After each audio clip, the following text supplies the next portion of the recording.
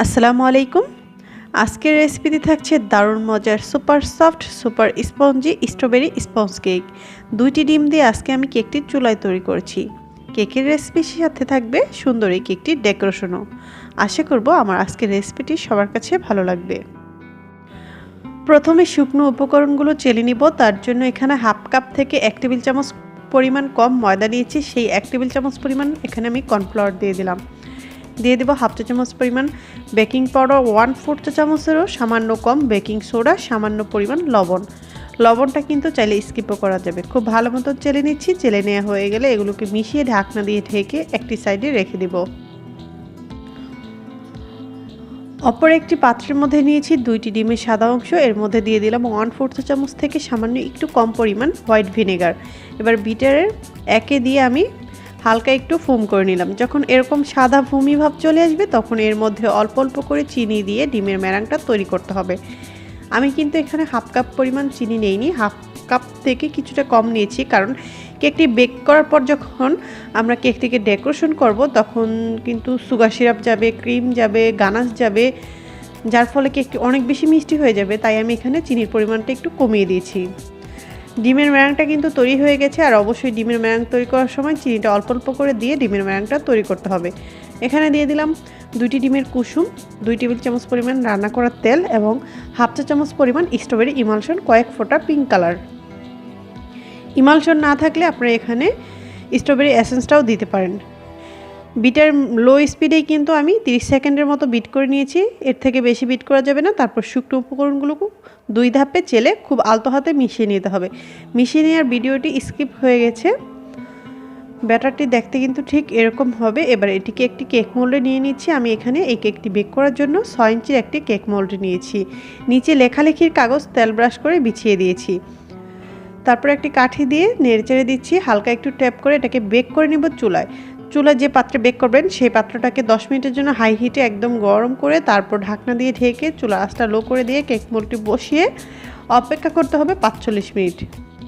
আমি কেকটিকে অফ স্কিনে স্লাইস করে নিয়েছি। একদম পুরোপুরি ঠান্ডা হওয়ার পরেই কিন্তু কেকটিকে স্লাইস করতে হবে। দেখতে পাচ্ছেন কেকটি কতটা পারফেক্ট হয়েছে।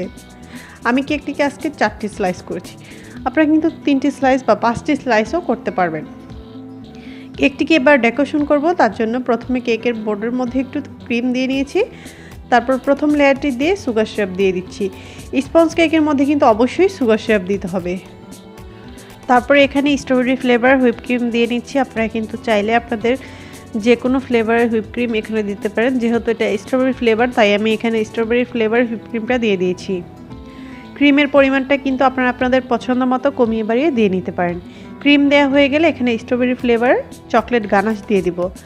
স্ট্রবেরি কেকের মধ্যে সাধারণত স্ট্রবেরি ফিলিং দিতে হয়, তো আমি সেটা সবসময় নিজের হাতে তৈরি করি এখানে ব্যবহার করি। আমার তৈরি করাটা শেষ হয়ে গিয়েছে তাই এখানে দিতে পারিনি। আপনারা কিন্তু কিনা স্ট্রবেরি ফিলিংটাও ব্যবহার করতে পারেন। এটা কিন্তু কিনতেও পাওয়া যায়।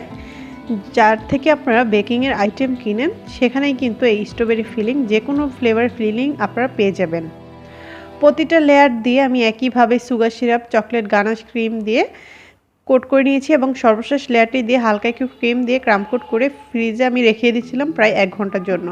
1 ঘন্টা পর কেকটিকে বের করে নিয়েছি। তারপর এখানে আমি ফাইনাল ফিনিশিং দেওয়ার জন্য ক্রিম দিয়ে নিচ্ছি। ক্রিমগুলোকে আমি পাইপিং ব্যাগের মধ্যে দিয়ে দিয়েছি। এখানে প্রায় 4টি কালার হবে, তাই 4টি কালার আলাদা আলাদা করে আমি পাইপিং ব্যাগের মধ্যে ভরে এই কেকের মধ্যে দিয়ে দিচ্ছি।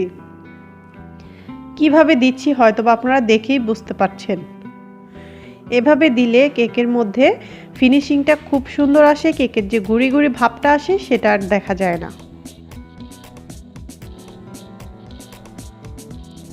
ক্রিম দেয়া হয়ে গেলে প্লেট নাইফ দিয়ে প্রথমে উপর দিক দিয়ে সমান করে নিব। তারপর প্লেট নাইফটা ক্লিন করে তারপর এখানে সাইড দিক দিয়ে আমি প্লেট নাইফটাকে এরকম করে ঘুরিয়ে ঘুরিয়ে সাইডের দিক দিয়েও একটু ফিনিশিং দিয়ে নিব এবং এক্সট্রা ক্রিমটা সরিয়ে নিব। কেকের স্মুথ ফিনিশিং দেওয়ার জন্য এখানে একটি ভিজিটিং কার্ড ব্যবহার করছি। ভিজিটিং কার্ড দিয়ে কেকের ফিনিশিং কিন্তু খুবই সুন্দর আসে।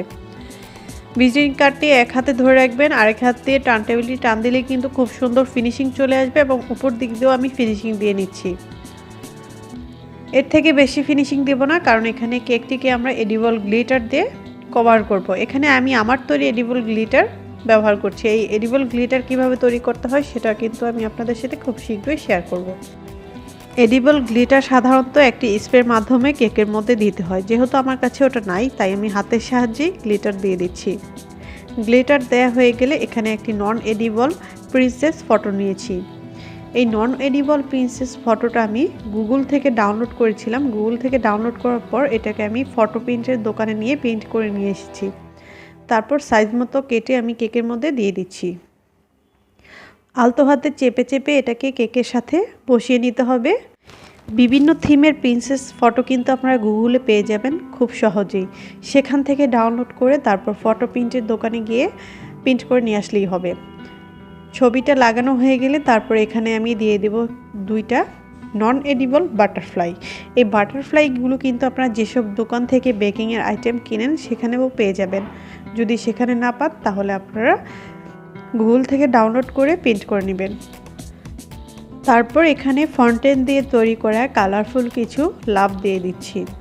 এগুলো আমি ফন্টেন দিয়ে তৈরি করেছি। এগুলো দেখাতে পারলাম না কারণ এগুলো তৈরি করা অনেক সময় সাপেক্ষ, তাই এগুলো দেখাতে গেলে ভিডিওটা অনেক বড় হয়ে যাবে। কোনো এক সময় এগুলো কিভাবে তৈরি করতে হয় সেটা দেখিয়ে দেব।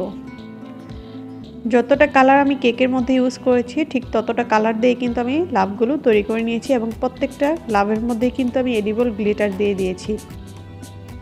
তারপর কিছু ফুলও তৈরি করেছি ফন্টেন দিয়ে ঠিক ততটা কালারই। আমি আমার পছন্দ মতো কিন্তু কেকটিকে ডেকোরেশন করে নিচ্ছি। আপনারা হয়তো দেখে বুঝতে পারছেন। আপনারা আপনাদের পছন্দ মতো কিন্তু চাইলে কেকটিকে যে কোনোভাবেই ডেকোরেশন করে নিতে পারেন। ফুলগুলো দেয়া হয়ে গেলে এখানে কিছু ছোট সাইজের নন এডিবল বাটারফ্লাই দিয়ে দিলে কিন্তু আমাদের কেকটি ডেকোরেশন করা একদম কমপ্লিট।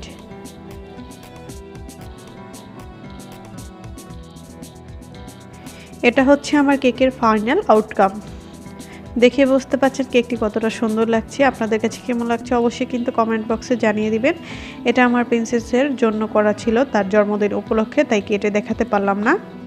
আশা করব আমার আজকের রেসিপিটি সবার কাছে ভালো লেগেছে। রেসিপিটি ভালো লাগলে প্লিজ চ্যানেলটি সাবস্ক্রাইব করে পাশে থাকবেন।